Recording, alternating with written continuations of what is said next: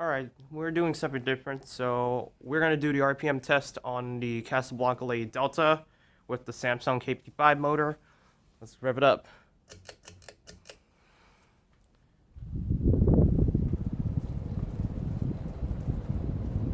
There's a blue tape on it to identify the RPM, see how fast it can go.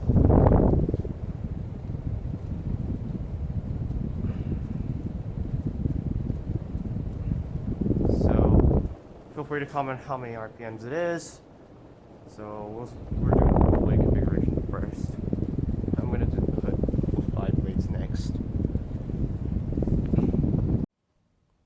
Alright, now I'm going to do the RPM test with 5 blades this time. Let's go ahead and rev it up.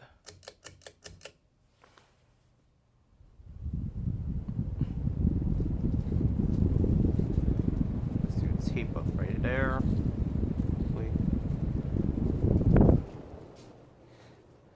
It's like over 200 RPMs on high speed.